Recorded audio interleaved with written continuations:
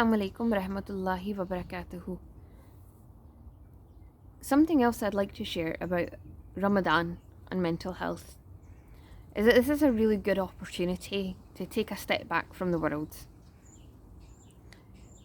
We've been in lockdown for the last 2 years, and we realise that whilst the circumstances in which we had lockdown are horrific, we've had so much devastation.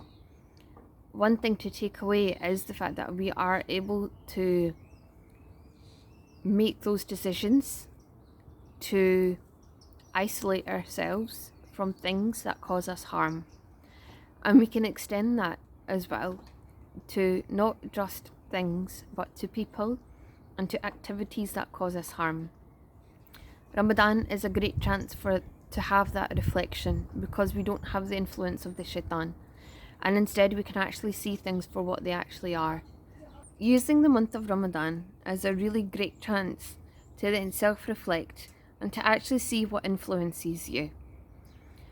It also means you get to take a break from life and the world and the worries and the stress that comes with living and being alive.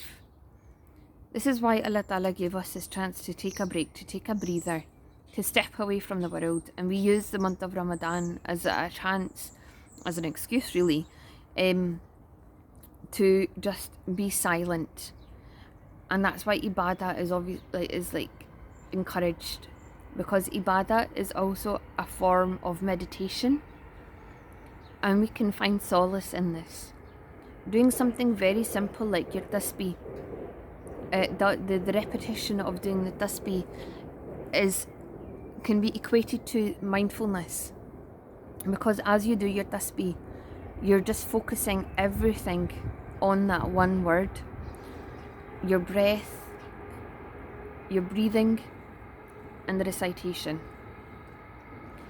Another great thing to do during the month of Ramadan is always making sure that you're in your wudu, because whenever you're in your wudu, there's a sense of calm, there's a sense of peace.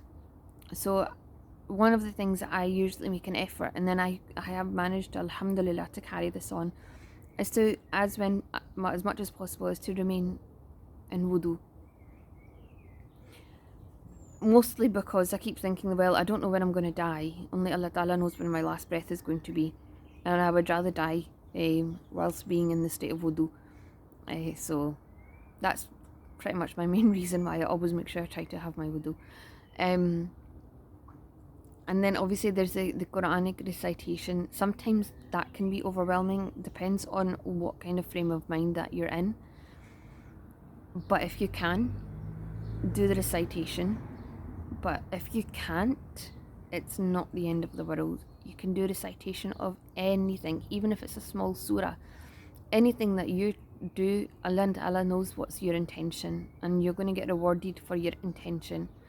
You'll get rewarded extra for the activity and for carrying out the good intention, inshallah.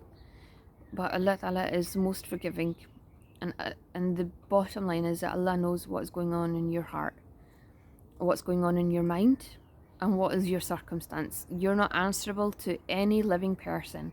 You're only answerable to Allah Ta'ala. Thank you very much for listening.